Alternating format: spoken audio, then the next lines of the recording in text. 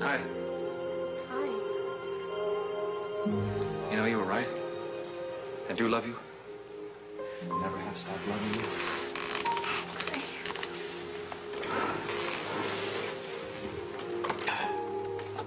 Finally, stop! What are you doing? You're supposed to be helping me. But I love him. How can you say that? After he tried to trick me into thinking Jack was alive? No, he can never do that. He is evil. He tried to destroy my life. No, you don't know him. He's good and he's kind. He's evil. No! You and Jeremy, you can't prove anything. You don't believe me? Then ask him. Go ahead. See what your Prince Valiant has to say for himself. It isn't true, Clay, is it? Clay, tell me it isn't true. Oh, Clay, please tell me you didn't do it. Clay, tell me you didn't do it. Tell you I didn't do what?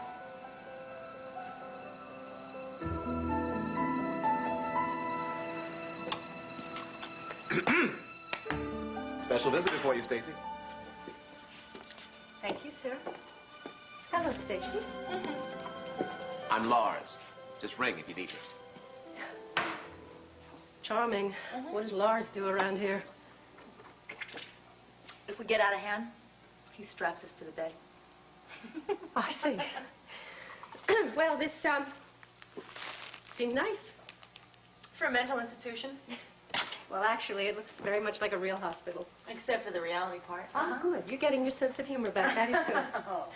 Ah, nice view. Yep. No bars, no barbed wires. Actually, I'm a model patient. They even let me open and close the windows as I please. Well, of course. So, Gwyneth, what brings you here? Were you just in the neighborhood, or did you come here to join me for some shock therapy? Oh, Stacy, I'm visiting an old friend, that's all, and I brought you a gift. No sharp edges. It's just a book. I thought you might enjoy it. Shakespeare's sonnet? Mm-hmm. How romantic. This was Tim Sullivan's. Yes, I believe it was. Where'd you find it? Clayton had it. What was Clay doing with this? I thought maybe you could tell me that.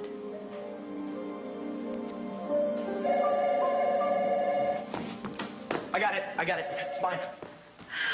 Lennox has picked it up again in the pantry. You have raced him all morning to that telephone. I'm just, waiting for Hannah to call. Well, it may be that she's busy. Yeah. She's busy hanging me out to dry. Hannah knows about Allie and the baby, and she told me that it's over between us. Well, perhaps in this case she knows best. You know, you see, if I could just talk to her, I know. I mean, I've left a billion answering machine messages. She won't speak to me. Cooper. Cooper, dear, this has been a terrible shock for the girl. Give it time. Time to forget her? Is that what you mean? Time heals all wounds, darling. You'll get over her. Ah. You're a great one to talk about getting over true love. Better take the plank out of your eye on Isabel before you take the sliver out of mine.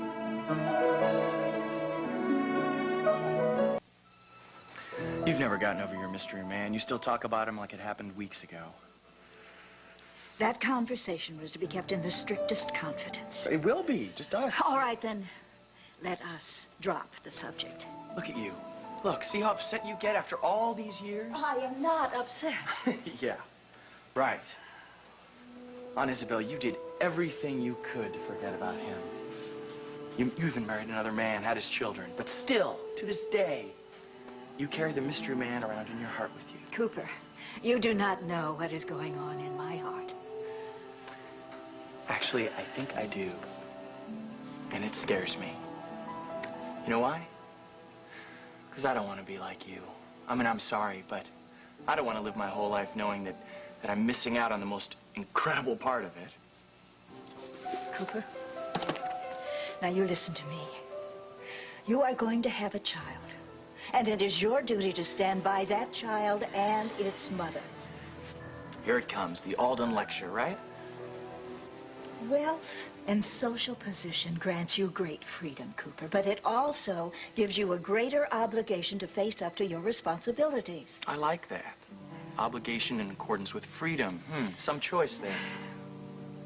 What do you think people are going to say when they hear that you wandered down to the wrong part of town and got a girl on Railroad Street in trouble? I don't care what they say. Well, what about Allison? And your child? Don't you care what they're going to say? They will be okay. Cooper, people can be so very cruel. Now, a life can hardly be okay when a child is labeled the bastard child of Cooper Alden. Now, the name of Alden means something in this town. If you give them that, you give them protection. You give them respect. Don't you think they deserve that, Cooper? I don't know. Oh, yes, you do, Cooper. No, I don't know. I can't talk about this anymore, all right? Cooper! Running away is not the answer. And you know it. I see you're still snooping around about Tim Sullivan. No, I'm just making conversation. Very pointed conversation. Oh, forgive me, please. I don't know exactly what to say in this situation. Have you had any visitors lately? Has Jack dropped by? No, not today. What do you want? Stacy, look, I was just intrigued by the events of last summer, that's all. I mean, Clayton disappeared right after Tim Sullivan died. I just always thought there was a connection. Yes? And now I know. Tim and Isabel had quite a relationship. You just won't drop it, will you? This is important. I'm concerned with getting myself out of here, not with the sex lives of the rich and famous. So they did have an affair. I hope they thoroughly enjoyed themselves, too. You know, one thing never ceased to amaze me. Every time I think you're deserving of a great daughter like Tricia, you turn around and you do something like this. Like what? Like coming here under the pretense of visiting a patient in a hospital, looking for information from a very sick woman. I am here primarily because I do care. All right, fine. We will talk about something else. No! What? Don't sit there. Why? You almost sat on Mr. Lemke. What are you talking about? There's no one sitting there. Gwyneth, you could have crushed him. Lars! Lars! She almost sat on Mr. Lemke. I'm so sorry, really, I am. Hold this. Don't worry, it's okay, I'll get her. Shh, shh, shh. It's okay, I'll get her. Lars, would you please show Gwyneth out? Shh, shh. No, it's okay, Mr. Lemke. All right, Don't I'll worry, go. She's leaving. I'll go. She's leaving. I don't think there's anything else left here for me to do. Stacy, look, tell Mr. Lemke I said goodbye. You tell him goodbye. You almost sat on him. Tell him goodbye. So tell me what else I said. Just that. Tell me you didn't do it, Clay. I was having a nightmare Yeah, about what? about you. You came to me and you told me that you married Stacy. So I said, please tell me you didn't. Ah, Diley. Clay, what happened to us? I used to think that our hearts beat to the same rhythm. Maybe that's silly, but there was a time when you used to tell me how you felt about everything. I know. Now you're so unhappy. And how can I be otherwise with Stacy in a psychiatric hospital? Is that all? I mean, what about the phone call yesterday? It's a crank call, I told you. You were so scared. Clay, are you in some kind of trouble? Would it make a difference if I was? Of course it would. Don't you know how much I care about you? Even now? Yes, even now. I'm always here if you need me. You mean after everything that's happened, you could forgive me? You know me. Lots of heart, no common sense, right? I want to believe you.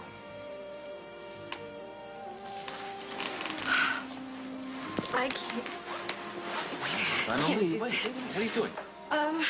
I have to go. My back is better. The couch was very comfortable, thank you. Then lie down. Stay here. No, you know, this... I think coming here was a big mistake, Clay. I should have never spent the night.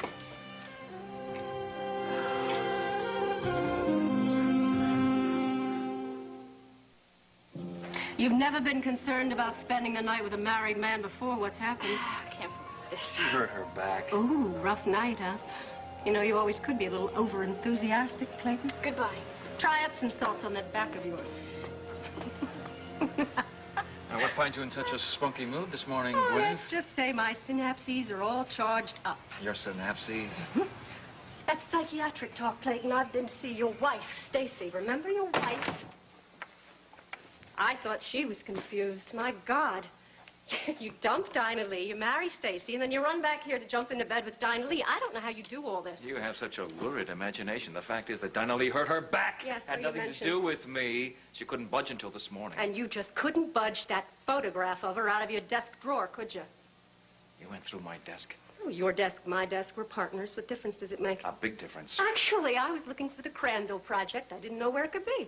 Did you find it? No, I didn't find it. I thought you might have brought it home with you, Clayton. I mean, how could you go to the office? You're so worried sick about your wifey poo. Maybe I've been busy. Yeah, but you haven't been too busy to brush up on your Shakespeare, now have you?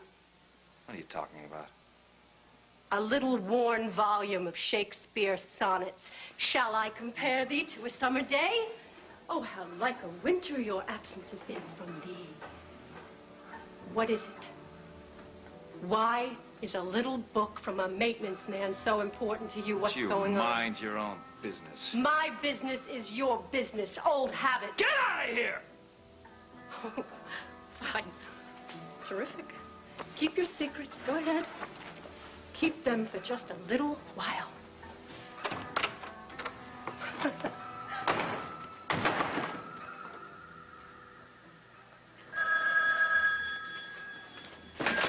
Hello?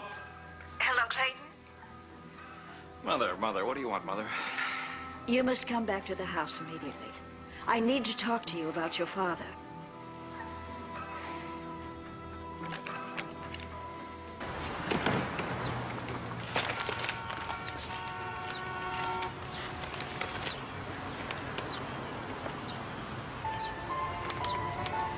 I'm sorry, Cooper.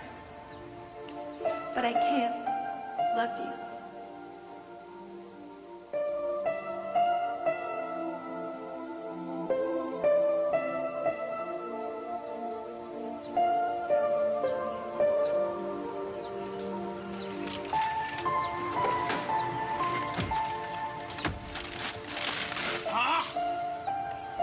Get out of my head, Hannah.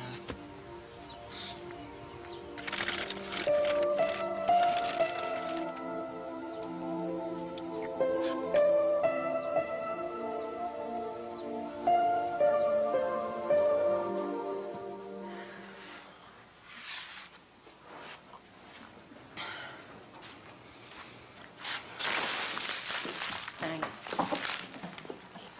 Hey, I have to tell you something. What? Did you find out something about Clay? I still love him. What? I'm sorry, I can't go through with this.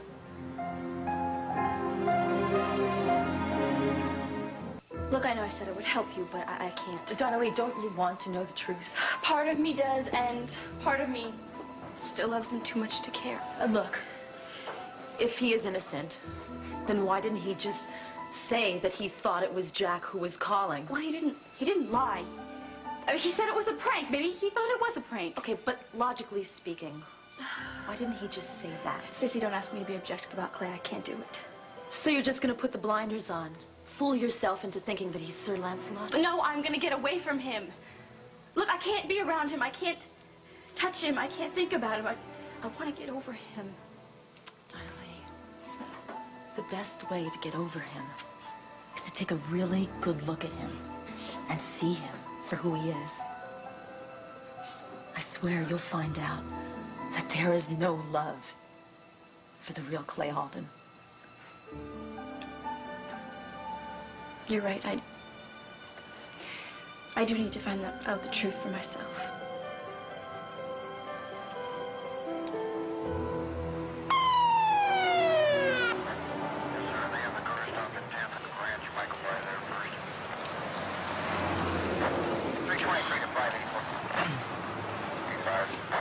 Good evening, officer. What can I do for you? You're way over the speed limit, son. License and registration, please. Sure. Got it somewhere. Look. Here you go. Take a good look at that last name there. It's Alden. Capital A. That name means something in this town. Misery with a capital M. Out of the car, please. Sure. All right. Whoa. Sorry. I think that was there. Close your eyes. I get a big surprise. Close your eyes, stretch out your arms. Touch your nose with the tip of your index finger. Wow. Okay. There. Oh, there it is. Oh, can I try it again? Second time, I'm always better. Breathe into this, Mr. Alden. But it's a breathalyzer. I'm not drunk. I mean, Breathe.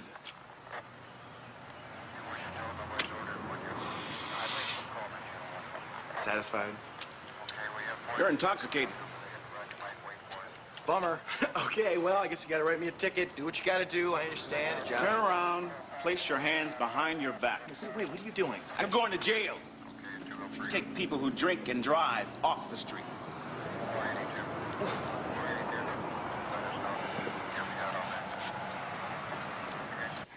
Clay, Gwen has your book from Tim. She's been asking questions. I know. Just talk to her. But I have other things on my mind right now, so it's gonna have to wait. But it can't wait, Clayton. What if she finds out the truth about you? You mean, what if she finds out the truth about you? And you're rolling the hay with the stable boy? How is it that you can still be so heartless and bitter toward me? I don't think you want to get into this, Mother. I should have thought by now that you would have understood that and accepted the fact that everything I have done for you. For me. For yourself. You denied me my real father. And you let Cabot belittle me for years. And why? So you could have all of this.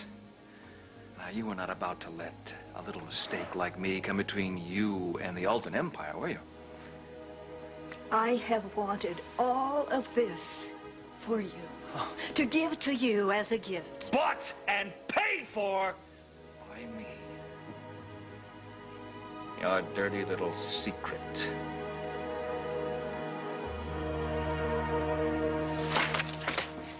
Secrets. Won't Mrs. Alden be surprised at all the research you've done about her for the family tree? Beatrice, she will be amazed. Extremely clever of you to check the archives. Oh, well, I'm nothing if I'm not resourceful. Oh, look at this. Look at this. Marriage license for Cabot and Isabel. Ah, and the newspaper announcement. Just a year and a half after the date in here. It's very fine binding. What is this? Oh, this is just a gift. Someone Isabel knew before she married Cabot, that's all. The Aldens were always a ritzy group. Look here. Ah, heir son returns from grand tour. Mr. Cabot Alden returned Thursday from 6 months of touring the capitals of Europe. And let's see, Isabel and Cabot were married within a month of his return. So romantic. Yes, isn't it? Beatrice, do you happen to have a copy of Clayton Alden's birth certificate? Top of the stack. Oh, great. Excuse me. They need me in Xeroxing. Thanks.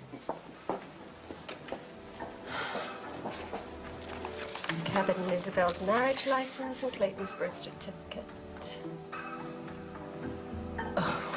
Oh.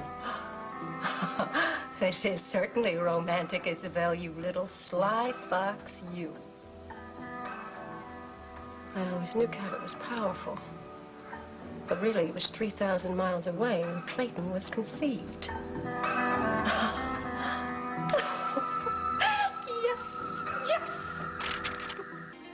Tomorrow, Laura takes her college exams, but her all-night studying tests her family's patience. And when Urkel offers to help, it's a pass that won't fail on Family Matters. Then, Frank's new carpenter is a woman. Can Frank convince Carol she's just one of the guys? Don't miss Step by Step.